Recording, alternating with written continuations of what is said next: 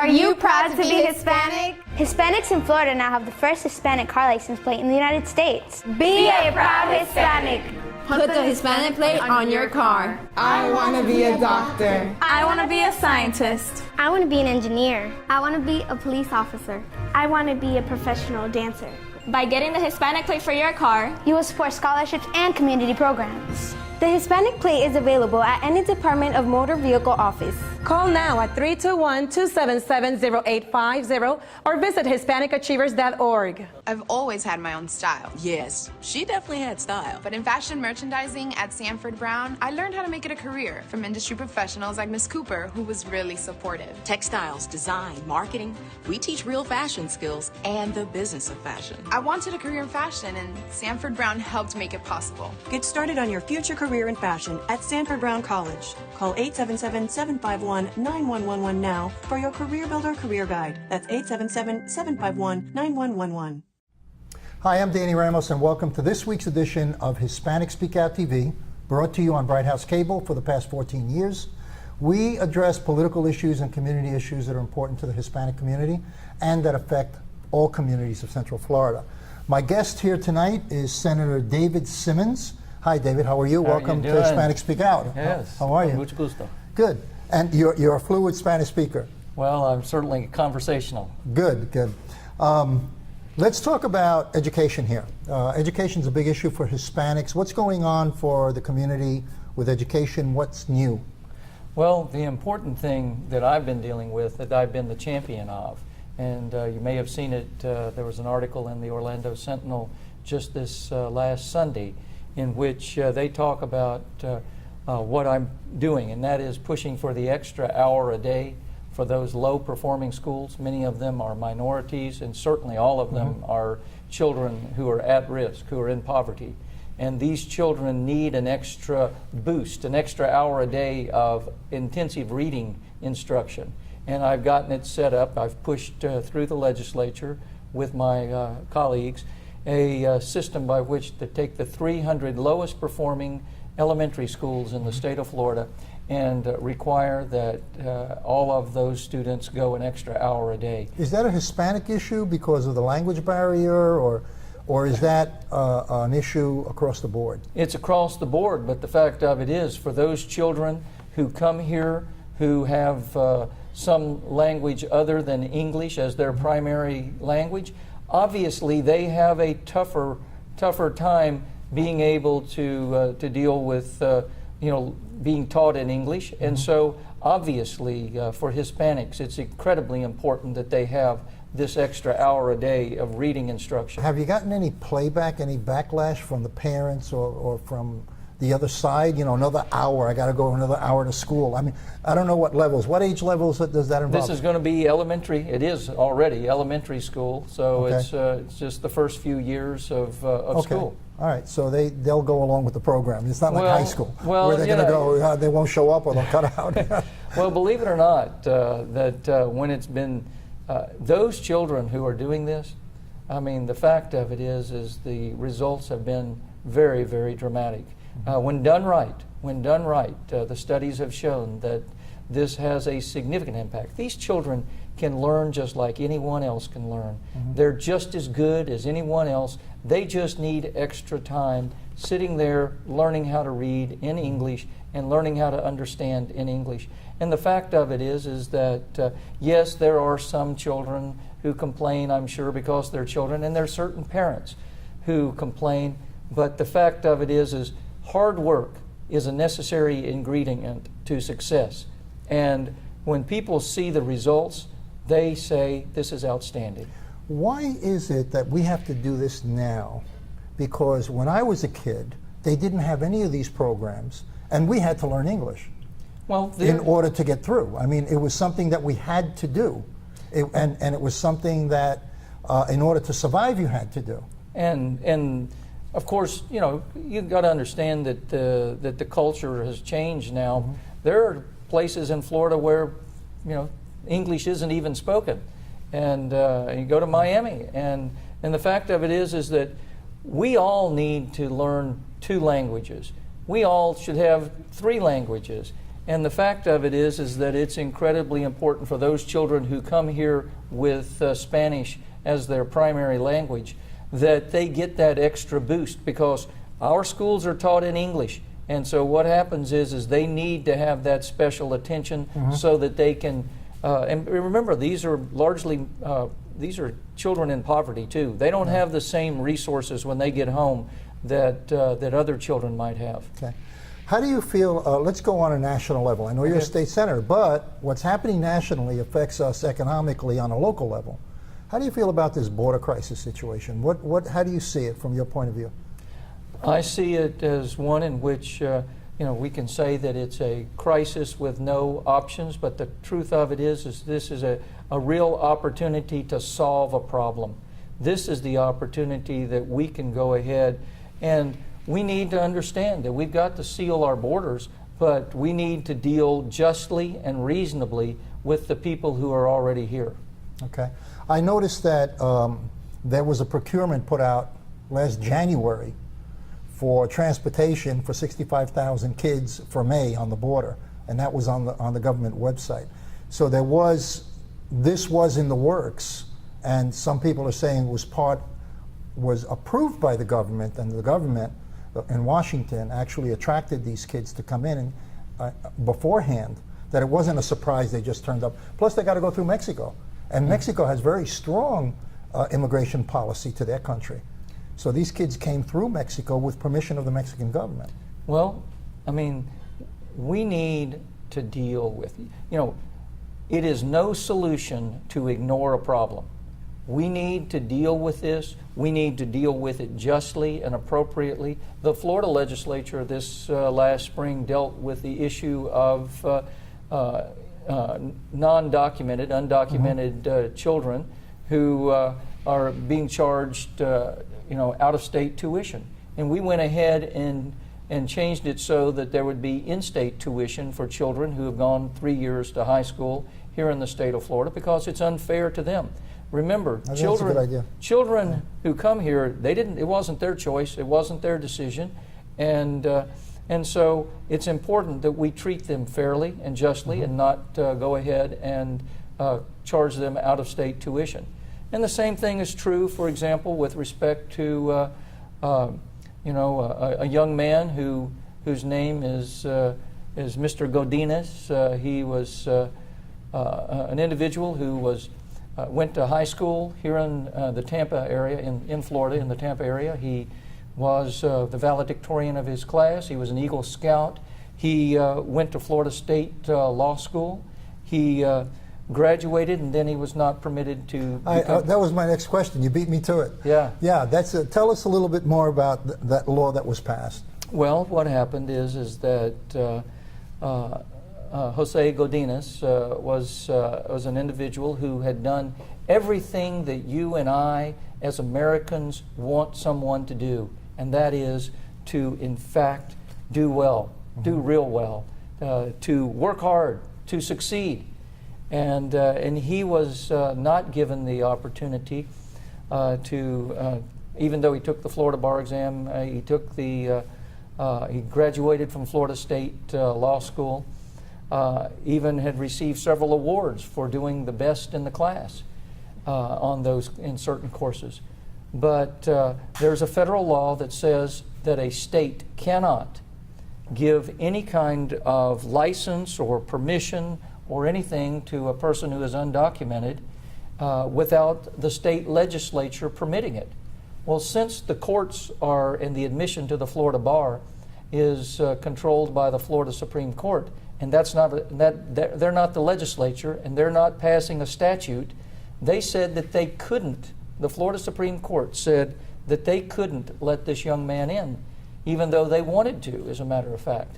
But they said it was for the legislature to pass a statute that would permit him and those like him to be admitted to the Florida bar.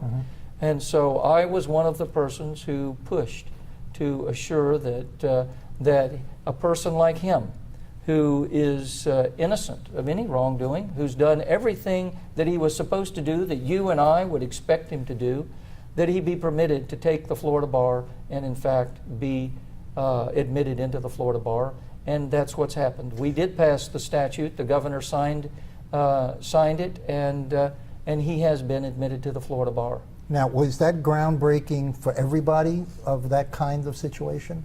Here in the state of Florida, absolutely. So that has become a law for people Yes. who are undocumented. They can become lawyers. That's right. That's fantastic. If in fact they've gone to school And here, yeah. he had been here since he was 9 years old. Okay. And so we put restrictions on it. We made sure that the person has to make his applications, appropriate applications, do everything that you would expect him to try to do to become a citizen of the state of Florida and the citizen of the United States. And so, yes, there were certain restrictions that are fair restrictions. Here we said that he needed to be here for 10 years and have been here for 10 years, gone to school here. And so with these things, he was able to become a Great. A member of the Florida bar. That's really great. That's something that's really worthwhile. Let's jump the fence a little bit. right. Marijuana in the state of Florida. Yes. Well, How do you feel about that? The medical marijuana side and also the legalization of recreational marijuana. Well, I believe that the non-euphoric marijuana should be used to help children who have, epilepsy or certain kind of seizures. I believe that if in fact there is a benefit to people who have cancer, significant, debilitating diseases, then if it's non-euphoric, then it should be administered and permitted to be administered. The idea of recreational use of marijuana being legalized, I believe, Danny, is just inappropriate.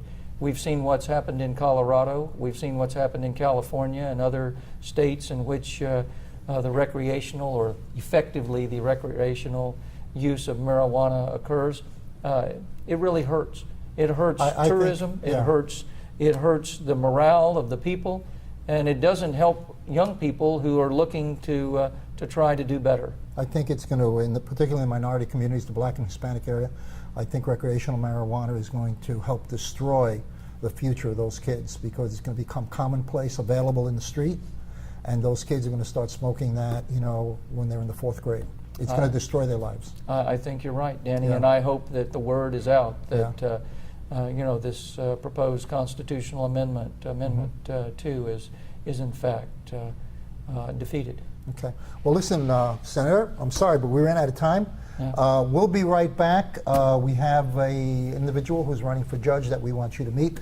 Senator Simmons, it's such a pleasure. I'd like you to come back. If you can come back in 2 weeks again, because I know that there was other things that I wanted to talk to you about, which are very pertinent for our community.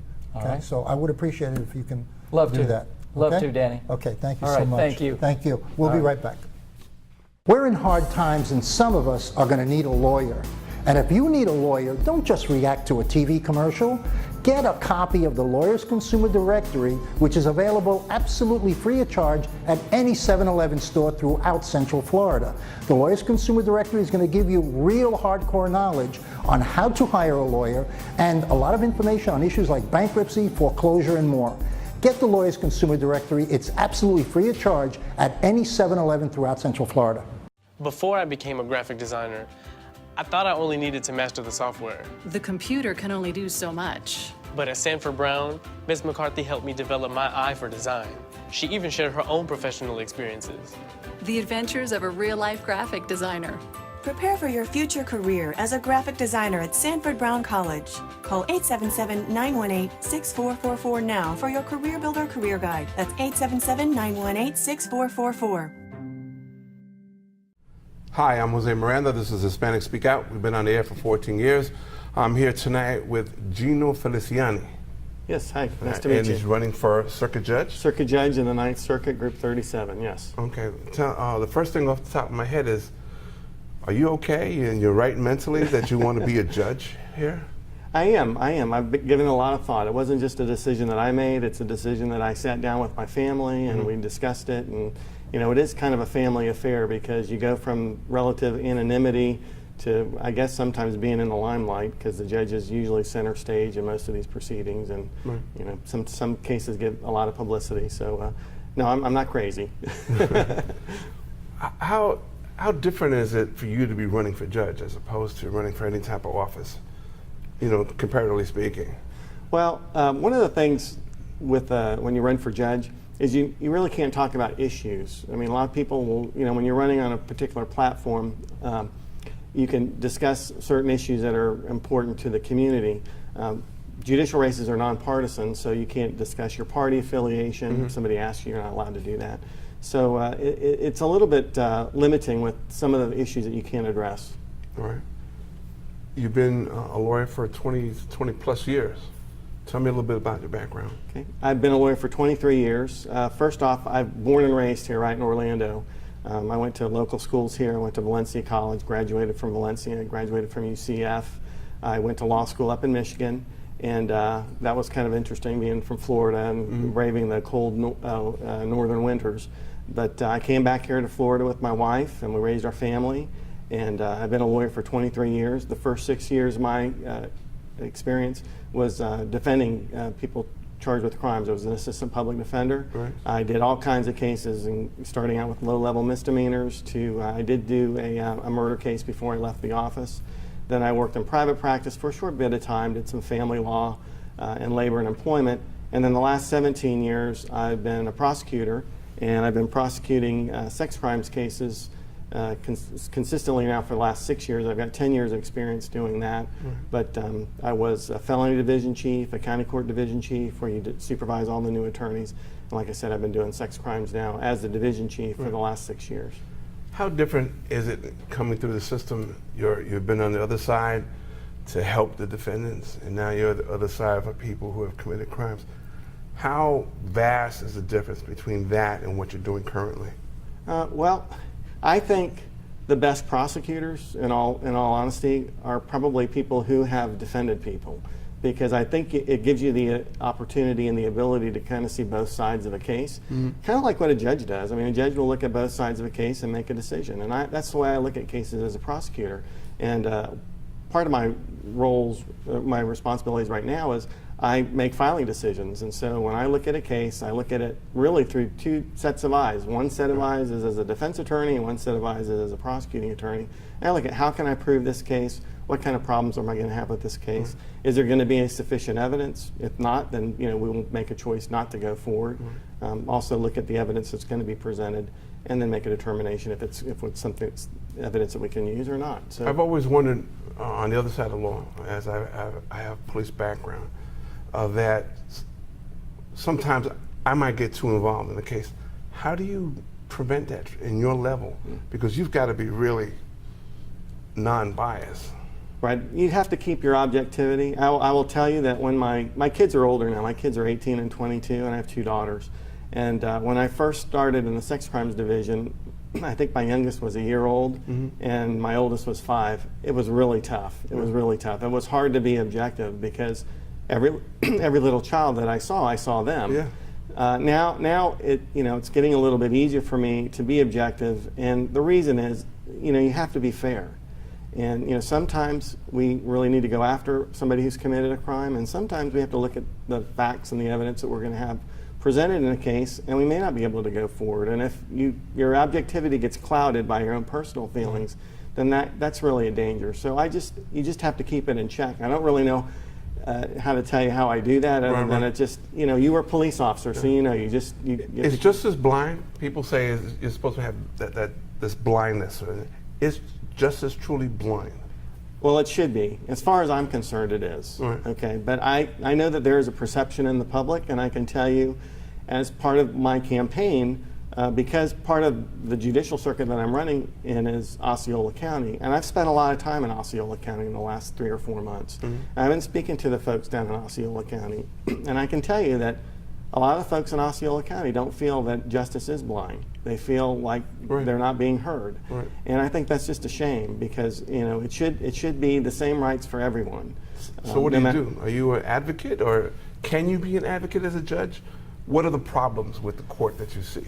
Yeah, well, parts of the problems with the court is, of course, funding. Funding is always a problem. Okay, another part of the problem is a judge when you're a judge, you can't make everybody happy. You can't be a yes man. You have to know how to say no. You have to have the legal knowledge to know when to say no, and you have to have the courage to say no. Because what's going to happen is your rulings that you make, you're going to have people that are going to be upset with you, and you can't make a ruling to just appease the public, because then what happens is you get an appeal, and then with an appeal, you're probably going to get reversed, and that just costs the system more money. Right. But no, you can't be an advocate. You've got the law. You're supposed to follow the law. You're supposed to know the law, and you're supposed to follow the law. You're not supposed to legislate from the bench.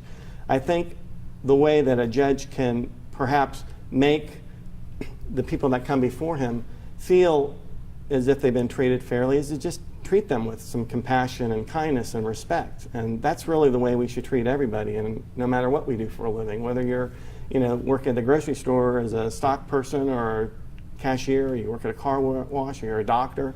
I mean, you should treat people with respect and dignity and some compassion. And I think if judges do that, then the perception in the community is going to be one that people are getting a fair shake. There are other people running for the same position as you. Yes. Why do you think your candidacy is different than the others?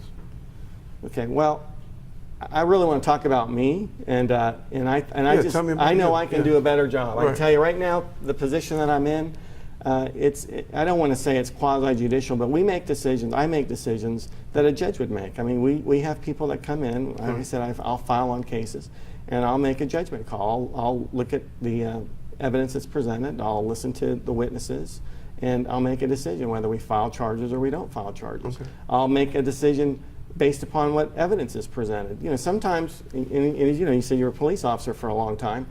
Sometimes, most of the time, police officers get it right. Sometimes they get it wrong, right. And you have to be able to tell them, when they've made a mistake. Sure. And so, I'm doing that already, and I think I do a good job at that. And I've been doing it for a long time. And these cases, as you know, most of the sex crimes cases are almost all high-profile cases. Right. And you're always going to have somebody that's not happy with, the way you handled a case. Either they're, you're going to have some people say, "Oh, you were too easy on this guy," or somebody's going to say you were too hard on this guy. So it's kind of a situation that I'm already in, and I've handled it very well in my career. I believe that I'm respected in the legal community. I have a website, and my website, you can look at the people who've endorsed me. A lot of people that have endorsed me are criminal defense attorneys that I've tried cases and gotten convictions in. So I think it's a testament to the way I treat people. While we're talking about your website, please tell us your website. Okay, it's GinoForJudge.com, GinoForJudge.com. That's it? That's it. That's pretty That's good. an easy one, yeah. Any other things you're going to be doing that we can catch up with you at? Well, I am going to be out in the community. I've been doing that a lot. We've gotten a lot of good response when we go out and knock on doors and talk to folks, because typically that's something that, like your other elected officials will do. They'll go out and canvass an area, but judges don't usually do that. But we've been doing that. We've done that about 4 or 5 weekends. We're probably going to keep doing that. The election's coming up here pretty soon. It's less than a month away. And as time dictates, we'll be out in the community and talking to some more folks. You got less than 30 seconds. Tell us something else about you. Okay. Well, as I said, I was born and raised here in Orlando, Florida, and I've been married to a wonderful woman for the last 28 years. She's put up with me for 28 years. I think that's a testament to her. And I've got 2 great kids. And I just really would like the opportunity to serve the public in a judicial role. I believe that I have the legal knowledge and the temperament to do a really good job, and I would appreciate your vote on August 26th. That's about it. Thank you, Gina, for Thanks. showing Good meeting up. you. Really Appreciate it. Right? This is Hispanic Speak Out. We'll be right back. I've always had my own style. Yes, she definitely had style. But in fashion merchandising at Sanford Brown, I learned how to make it a career from industry professionals like Miss Cooper, who was really supportive. Textiles, design, marketing, we teach real fashion skills and the business of fashion. I wanted a career in fashion, and Sanford Brown helped make it possible. Get started on your future career in fashion at Sanford Brown College. Call 877-751-9111 now for your Career Builder Career Guide. That's 877-751-9111. Are you proud to be Hispanic? Hispanics in Florida now have the first Hispanic car license plate in the United States. Be a proud Hispanic. Put the Hispanic plate on your car. I want to be a doctor. I want to be a scientist. I want to be an engineer. I want to be a police officer. I want to be a professional dancer. By getting the Hispanic plate for your car, you will support scholarships and community programs. The Hispanic plate is available at any Department of Motor Vehicle office. Call now at 321-277-0850 or visit HispanicAchievers.org. Welcome back to Hispanic SpeakOut. We're here tonight with Florida State Board of Education, Mr. Andy Tuck, and Ms. Wendy Rivera with the Multicultural Education Alliance. Thank you, Margie, and it's a pleasure to have Mr. Andy Tuck back, and I hope that you can continue to come to our show to have discussions about education. But the last time, Andy, you were here, you talked about some of the priorities for Florida, and what I'd like to get into today is to discuss Senate Bill 1642. If you could just elaborate on that bill that was signed by Governor Scott last month. It was signed into law, and explain to our viewers and to our community, what does that mean for Florida? First of all, thank you for having me here today. This is a bill that kind of speaks near and dear to my heart, because as a parent and a business person from our community and a former school board member, I never could grasp the concept of how schools were graded. We started off with school grades A through F, and then came along the federal No Child Left Behind, which was AYP, and then we had BAM scores a couple years ago that rated schools highly effective, ineffective, or needs improvement. And none of that really seemed to line up together. We had a hard time explaining it to the people outside of the education system, and so you'd have people asking these questions, and it would be hard to explain that in 30 seconds or less. So Senate Bill 1642, it refocuses the school grading formula on student success. It takes into account achievement, learning gains, graduation, and college courses, as well as industry certification. One of the other things it does is it takes ELL, it includes those students, their achievement after 2 years, where before it was in the first year. It takes into account in the learning gains calculation, requires students below grade level to grow toward grade level performance, and students that are already at grade level to progress beyond grade level. There's no bonus factors, and there's no automatic adjustments that could lower grades. The elementary school grading formula is English language arts is based on percentages of points earned. So at the end of the day, a school will have a certain percentage, like you do on a test, and whatever that percentage is, based on what the state board sets the cut scores, and I don't think those have been set yet. Whatever those cut scores are will be what that school. So is this basically a simplified approach? That's more focused and clear. Right. It's more focused. It's more clear, so that lay people like myself can understand it, and the folks that aren't affiliated with education directly will have an easier time understing it. So Parents a simplified grading system for everybody to understand. That is correct. That's right. Okay. And high school will obviously have more parts to it than elementary school. Elementary will be English language arts, math, and a part of science, where middle school will take in civics and some college or acceleration courses, and then high school will take in U.S. history and some accelerated courses and IB, advanced placement, and graduation rates as well. Well, thank you so much, Andy. We are running out of time, but it's just great what you're doing. Thank you so much for that. Yeah, this Wendy, is definitely. Anything else you would like to add? This is a discussion that just is very complex and intricate, and we should just have some more of these conversations so that we can just iron out Absolutely. We everything. look forward to having you back on our show. Thank you so Thank much you, Andy. for tuning in to Hispanic SpeakOut TV, and we will look forward to seeing you next time.